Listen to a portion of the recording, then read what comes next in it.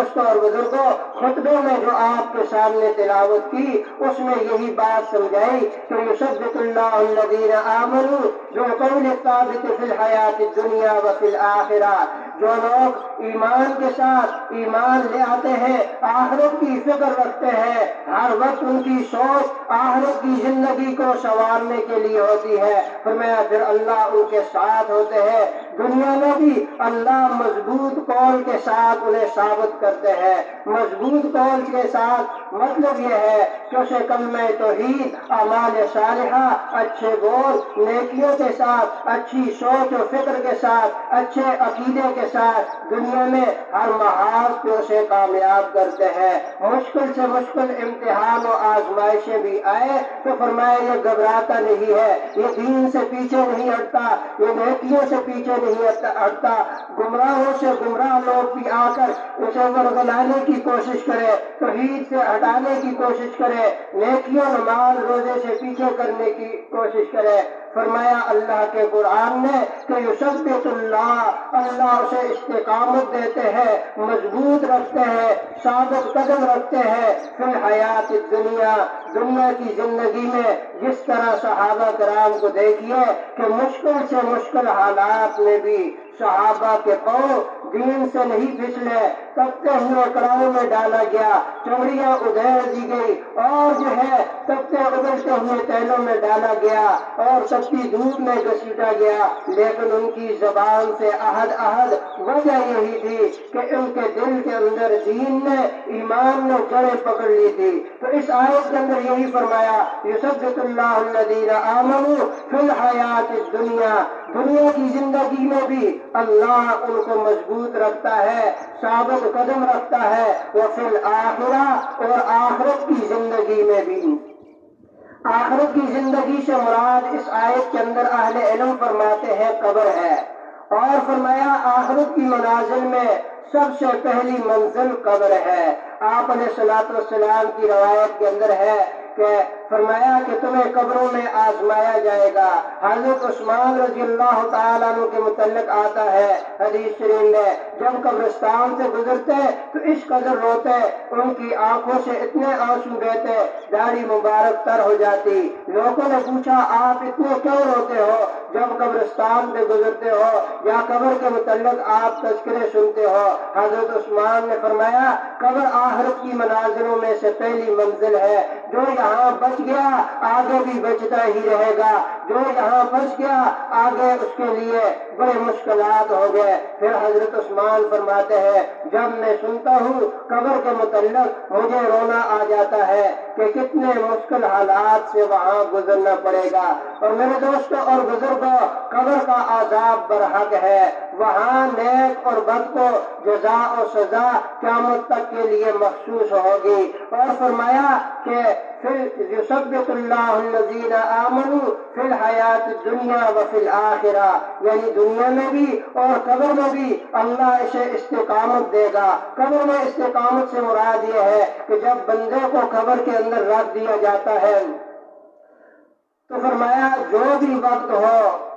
چاہے وہ ظہر کا ہو یا عشاء کا ہو یا کوئی بھی وقت ہو، جب بھی اسے قبر میں رکھ دیا جاتا ہے مردے کو، اور اس کے اوپر تحتے رکھ کر مٹی ڈال دی جاتی ہے، اور مردے کو یوں محسوس ہوتا ہے کہ یہ سورج غروب ہونے کا وقت ہے، یعنی کہ جس طرح مغرب کے جو ہے قریب قریب سورج غروب ہو رہا ہے، فرمایا یوں اسے محسوس ہوتا ہے، اور لوگوں کے ہاتھوں اور پاؤں کی آہٹ کو یہ محسوس کرتا ہے جب وہ مٹی ڈال رہے ہوتے ہیں۔ فرمایا اس وقت فرشتے وہاں اس کے پاس آتے ہیں، منکر نکیر نامی دو فرشتے، اور آ کر اس سے کہتے ہیں من ربک، تیرا رب کون ہے؟ اب یہ شخص فی الآخرہ، یعنی اللہ وہاں سے اس اعتبار سے ثابت قدم رکھتا ہے کہ فرشتے جب نیک ہے تو خوبصورت شکل میں آتے ہیں، اور اس سے کہتے ہیں ہم تمہارا امتحان لینے آئے ہیں۔ یہ شخص کہتا ہے میری نماز قضا ہو رہی ہے،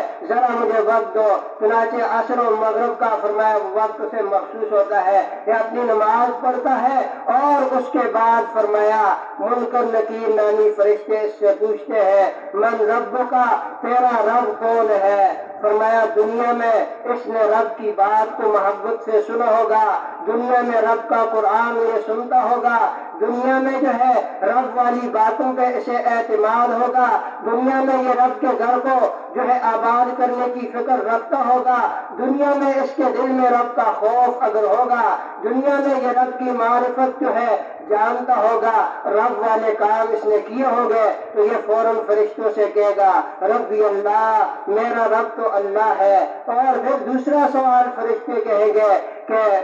ما دینوں کا، تیرا دین کیا ہے؟ اب یہ دیندار شخص کہے گا دنیا میں اس نے دین والوں سے محبت کی، دین والوں کے ساتھ رہا، دین کی باتیں سنتا رہا، دین کی باتیں بوجھ محسوس نہ کیا، اور کہیں دین کی باتیں ہونا شروع ہوئی تو یہ ایسے وعدے نہ شروع کر دے کہ وقت پورا ہو گیا جی جنازے کا ٹائم ہے، فرمایا جب اسے دین کی باتیں بوجھ محسوس ہوتی ہے اور جو ہے دنیا دار باتیں کرتے ہیں وہاں اسے وقت کی فکر نہیں ہوتی، فرمایا ایسا شخص وہاں جواب نہیں دے سکے گا۔ جو محبت اور عقیدت سے دین کے ساتھ چمٹا رہے گا وہاں یہ کہے گا دین الاسلام، میرا دین اسلام ہے۔ پھر فرشتے تیسرا سوال پوچھیں گے کہ من نبیوں کا، تیرا نبی کون ہے؟ اب یہ شخص دنیا میں نبی سے محبت اگر کرتا ہے، اس کی صورت سیرت کردار و اخلاق نبیوں والا ہے، اپنے نبی کو یہ پہچانتا ہے، نبی کی سنتوں کو اہمیت دیتا ہے، تو یہ فوراً کہے گا محمد الرسول اللہ، میرا نبی محمد الرسول اللہ ہے۔ فرشتے اس کے سامنے قبر میں جہنم کے دروازے کھول کر کہیں گے اگر تو ایمان نہ لاتا، صحیح جواب نہ دیتا، تیرا ٹھکانہ یہ ہوتا۔ پھر جہنم کے دروازے بند کر کے جنت کے دروازے کھول دیے جاتے ہیں اور اسے کہا جاتا ہے کہ اب آرام سے تو یہاں سو جا، اور جب تو اٹھے گا تیرا ٹھکانہ یہ جنت ہوگا، اور جنت کی راحتیں اسے جو ہے قیامت تک محسوس ہوگی۔ روایت کے اندر آتا ہے کہ اگر بدن جو ہے خاک ہو جائے، ذرات ہو جائے، پھر بھی اس کی روح اور بدن کا تعلق قیامت تک ساتھ رہتا ہے، اور اگر نیک ہے تو راحتیں محسوس کرتا ہے،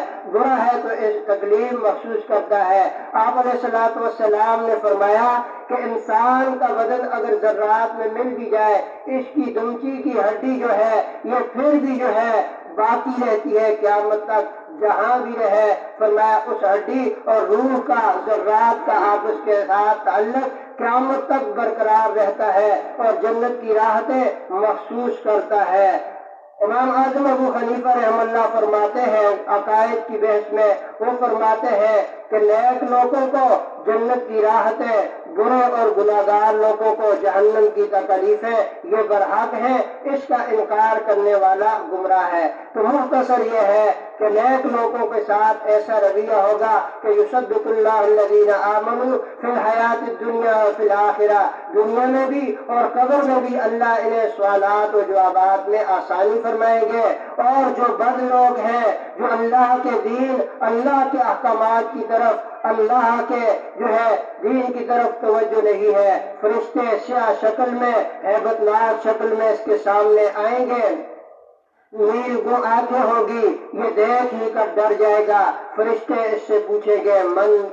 رب کا، اب دنیا میں اس نے رب دکان کو بنایا ہے، رب ملازمت کو بنایا ہے، رب کھیتی باڑی کو بنایا ہے، رب مال و دولت کو بنایا ہے، کبھی رب کی بات سننے کو اس کا دل ہی نہیں چاہتا تھا، رب کا قرآن سننے کو دل ہی نہیں چاہتا تھا۔ فرشتے جو ہے جب کہیں گے مر رب کا، یہ ٹاٹرا ہوا دیکھے گا، حیرانگی سے دیکھے گا، کہے گا ہاں لا ادری، مجھے تو کوئی پتہ نہیں ہے رب کون ہے۔ یعنی اگرچہ دنیا میں یہ مسلمان تھا لیکن اس نے مسلمانوں والے کام نہیں کیے، وہاں جواب نہیں دے سکے گا۔ मुख्तसर ये दूसरा सवाल जब फरिश्ते कब्र में पूछेंगे, मा दीन का, तेरा दीन क्या है, फरमाया फिर भी ये टाटरा हुआ हैरानगी से देखेगा और फरमाया चूंकि दुनिया में इसे दीन से लगाव ही नहीं था, दुनिया में जो है पैकेट के लिए महाना 800 रुपए का पैकेज इसे बोझ महसूस नहीं होता था, मस्जिद में 500 देते हुए इसे बोझ महसूस होता था।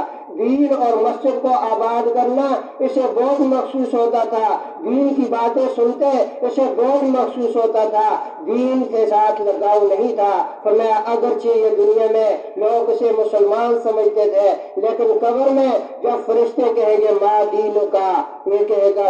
ला अदरी, मुझे तो कोई इल्म नहीं मेरा दीन क्या है। और तीसरा सवाल जब इससे पूछा जाएगा मन नबियों का, तेरा नबी कौन है, दुनिया में इसकी शक्ल सूरत अंग्रेजों जैसी, इसकी चाल डाल अंग्रेजों जैसी, इसकी शादी बनी हिंदुओं जैसी और इसकी सूरत हिंदुओं जैसी काफरों जैसी। फरमाया अगरचे ये मुसलमान दुनिया में लोग समझते थे, वहां ये कहेगा मैं तो नहीं जानता मेरा नबी कौन है। फरमाया फरिश्ते लोहे के गुर्द इसके सर में मारेंगे और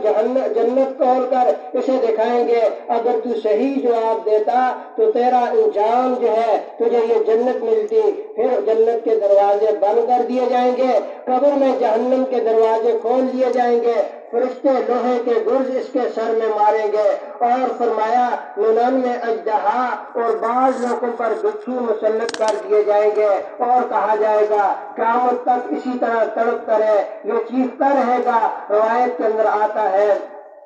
कि इर्द गिर्द जो है इंसान और जिन्नात के अलावा तमाम मखलूकात इसकी चीखें सुनती है। जैसे हदीस शरीफ में है कि एक दफा आप सल्लल्लाहु अलैहि वसल्लम एक कब्रिस्तान के पास से गुजरे, आप सल्लल्लाहु अलैहि वसल्लम का घोड़ा बिदक गया और आप सल्लल्लाहु अलैहि वसल्लम ने सहाबा से फरमाया जानते हो ये क्या हुआ है, ये कब्र वाला बड़े अजाब में है। यानी मतलब यह है कि इंसान और जिन्नात के अलावा बाकी तमाम मखलूकात उसकी चीखें सुनेगी। 99 अजदहा सांप जुट्टी उस पे मुसल्लत होंगे, फरिश्ते कहेंगे क़यामत तक तड़पता रहे, चुनाचे क़यामत तक इसी तरह तकलीफ में होगी। इमाम इब्न हुमाम फरमाते हैं कब्र का इनकार करने वाला, कब्र के अजाब का इनकार करने वाला गुमराह है और उसके पीछे नमाज पढ़ना जायज नहीं। इमाम आज़म अबू हनीफा फरमाते हैं कब्र का अजाब बरहक है। खुद रसूलुल्लाह सल्लल्लाहु अलैहि वसल्लम ने फरमाया कि तुम में से नेक लोगों को भी बाज़ दफा कब्र में आजमाया जाता है और फरमाया कि साथ हजरत जो है इब्न साद रज़ी अल्लाह तआला अन्हु ग़ज़वा खंदक में वो शहीद हुए, 70,000 फरिश्ते उनके जनाजे में आए थे। फरमाया जब उनको दफन किया गया आप सल्लल्लाहु अलैहि वसल्लम काफी देर उनकी कब्र पे खड़े होकर तकबीर और तस्बीह पढ़ते रहे और फरमाया ये अल्लाह का नेक बंदा, इस पे भी कब्र की कुछ आजमाइश आई थी और अल्लाह के जिक्र और तस्बीह से अल्लाह ने वो आजमाइश दूर फरमा दी। आप अलैहिस्सलातु वस्सलाम ने फरमाया कि कब्र के अंदर जो है फरमाया दुनिया में तख्लीक आदम से लेकर सूरह इसराफील तक सबसे बड़ा फितना दज्जाल का है और कब्र का फितना भी फरमाया दज्जाल ही के फितने यानी उसी की आजमाइश और इम्तिहान की तरह है। इसीलिए आप सल्लल्लाहु अलैहि वसल्लम ने ये दुआ सिखलाई कि ये दुआ पढ़ा करो, अल्लाहुम्मा इन्नी अऊज़ु बिका मिन अज़ाबिल कब्र व फितनतिल मसीहिद दज्जाल। तो मेरे दोस्तों और बुजुर्गों, उस फितने से बचने के लिए कुरान करीम की ये आयत सूरह इब्राहिम की जो खुतबे में पढ़ी, फरमाया युसब्बितुल्लाहु अल्लज़ीना आमनू,